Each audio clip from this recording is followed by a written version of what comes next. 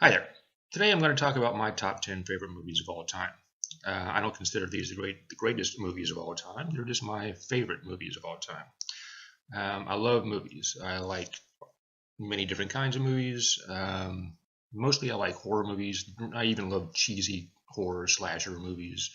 Um, I'm not a big fan of the found footage anymore. I think it's been overdone. I think zombies have been overdone. I think vampires have been overdone, so I kind of skip those. But anyway, I love a good cheesy horror movie. I like science fiction, fantasy, adventure, dramas, depending on the topic.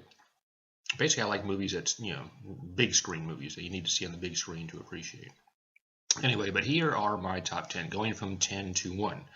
I could have put a lot of movies at 10. I sat here and thought about it for a long time, but my number 10 on my list is going to be Scrooge, the 1970 version with Albert Finney, directed by Ronald Neame. I hope I'm pronouncing his last name right. I love this movie. It's my favorite Christmas movie, favorite holiday movie. Albert Finney is a terrific actor. He should have won an Oscar by now, if not a Lifetime Achievement Award. He does a very good job in this. It is a musical. It's the only musical on my list. I'm not a big fan of musicals per se, but this is a really good movie.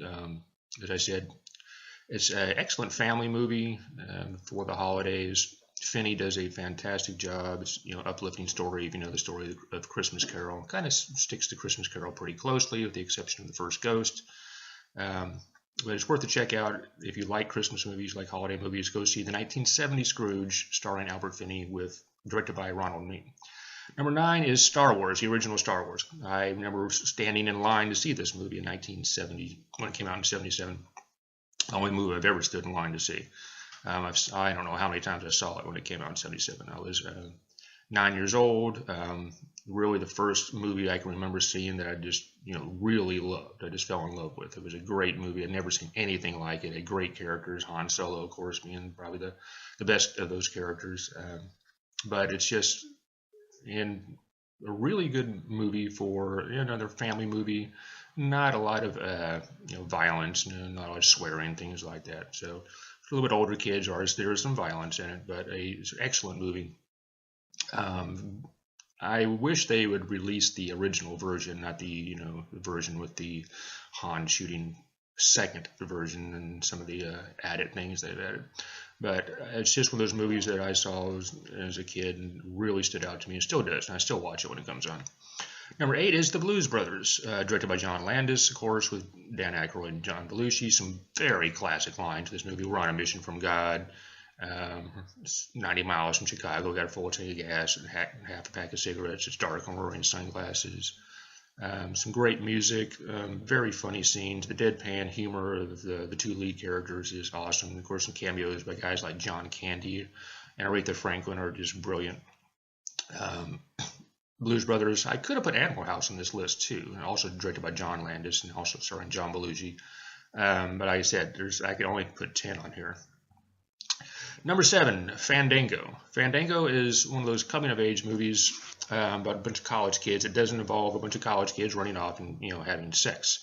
It's a very good movie. One of Kevin Costner's first movies. In fact, this was directed by Kevin Reynolds, who he had a very, I don't want to say publicized, but he and Costner got together on Waterworld. I don't know how that turned out. I don't even know if the two are talking to each other anymore after that. But Fandango I think it's a movie that all college kids should watch. I think it's a great movie for college kids. If you're between the age of 18 and 24, it's almost a must-see movie. It's a movie about some college kids going on one last road trip before they graduate or go off to Vietnam, because a couple of them have been drafted.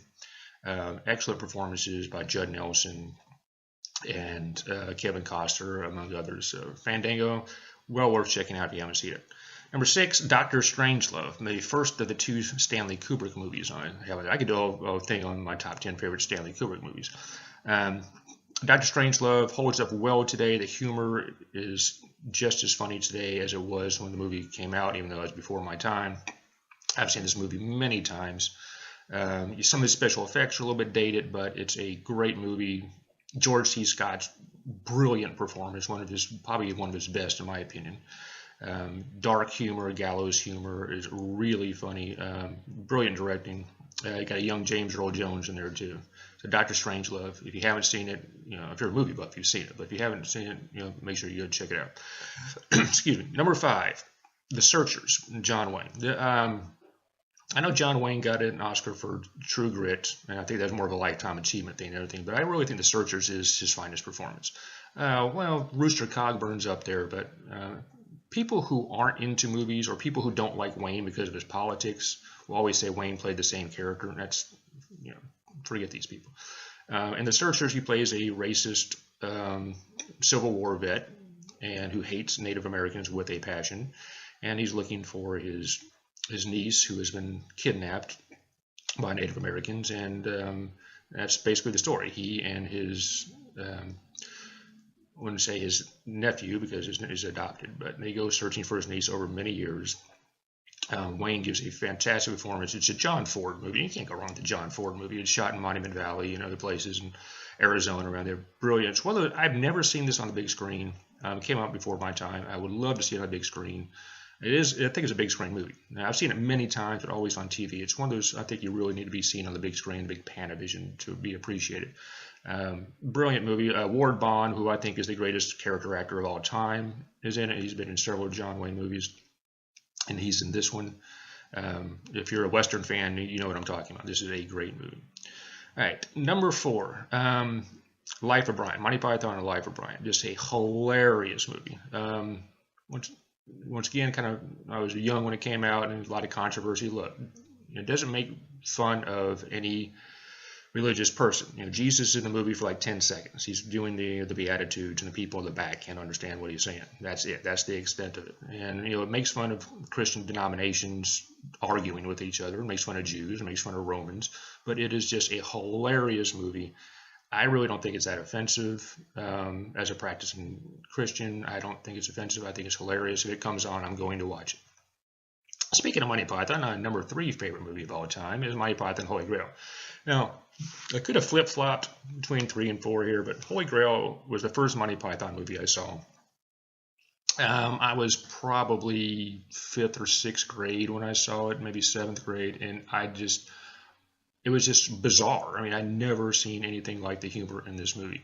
And the more times I watch it as I grew older, I realized that, of all the King Arthur movies out there, this is probably more and more historically accurate as far as, people living in muck and, short, brutish, nasty lives they lived. And, the knights weren't wearing bright, shiny armor.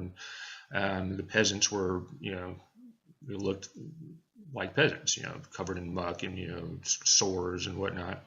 But a hilarious movie. Probably the funniest movie I've ever seen is Monty Python Holy Grail. Lots of classic lines in this one too. Banging the coconuts together, the whole spiel about the swallows and the coconuts. If you have not seen this movie and you love comedies, you need to go see Monty Python Holy Grail. Number 2, my other Stanley Kubrick movie on this list, Paths of Glory. Paths of Glory, one of Kubrick's early movies. Brilliant performance by Kirk Douglas. Some people may quibble that all the French people in here have different accents. There's American accent, British accent, blah, blah, blah, blah. Doesn't matter. Great movie, anti-war movie. Takes place during World War I. And these soldiers are put on trial for cowardice when they were asked to do an impossible attack, and the attack failed. Douglas is their leader, and then he decides he's going to be their defense attorney. Brilliant performance by Adolphe Menjou in this too, and it's a great movie. The ending scene at the tavern, I still probably get teared up at that scene at the end. Brilliant scene, brilliant movie. Stanley Kubrick, my favorite director of all time. And my number one movie of all time is Brazil, directed by Terry Gilliam, another favorite director of mine. I saw Brazil in the theater when it came out in 1986, and I was just blown away. It was, other than Star Wars, the only time I've really just been blown away by a movie when I saw it in the theater. It holds up really well. It kind of predicted what would happen with our war on terror. It came out in '86 about the surveillance state that the government has put us under now, with putting people on the no-fly list, with no really set rules about who gets on there and why they get on there and who knows who's on there. Spying on each other. The whole war on terror. The movie Brazil is in a kind of dystopian future where pretty much everybody works for the government. And of course, there's a war on terror going on. People are spying on one another. You're not supposed to trust anybody. There's some signs that say, don't suspect a friend, report him. It holds up really well. I saw it in theater a couple years ago. One of the local art theater here did a showing. Brilliant movie. It holds up really well. Really funny. Great cameo by, I want to call it a cameo by Robert De Niro. A very unusual character choice for him. Michael Palin from Monty Python, one of Terry Gilliam's Monty Python chums, is in here, does a brilliant performance. Jonathan Pryce, probably his finest performance that I've seen in the movie Brazil. So if you haven't seen Brazil, well worth it. If you ever get a chance to see any of these movies on my list on the big screen, I recommend running out and seeing them, because movies should be seen on the big screen to be appreciated, and movies should be made for the big screen. I mean, if you're going to make a movie, make one for the big screen. Don't make something that could just equally be appreciated on the small screen as it is on the big screen. That's just a quibble of mine. I mean, if I'm going to shell out $15 plus take a night off and drive to the theater and get popcorn and everything, I want to see a movie that needs to be seen on the big screen to be appreciated. But kind of digressing here, going off topic. So once again, my top 10 from 10 to 1: Scrooge, Star Wars, Blues Brothers, Fandango, Dr. Strangelove, The Searchers, Monty Python, Life of Brian, Monty Python, The Holy Grail, Paths of Glory, and Brazil. So if you have any comments on those movies, critiques, if you think I'm way off on any of these movies, these are just horrible movies, or one of them is horrible, let me know. If you have your own top 10 you want to put in the comments below, feel free to add. I don't have any trailers, because if I put trailers in a top 10 list, this video would go on for 30 minutes. So I'm not going to do that. So, but the trailers are readily available on YouTube or Internet Movie Database or other places. So I hope you enjoyed my list. Hope maybe you learned something about some movies that you haven't seen before. Piqued your interest about those movies. Always like, subscribe, share, and leave constructive criticism or praise in the comments.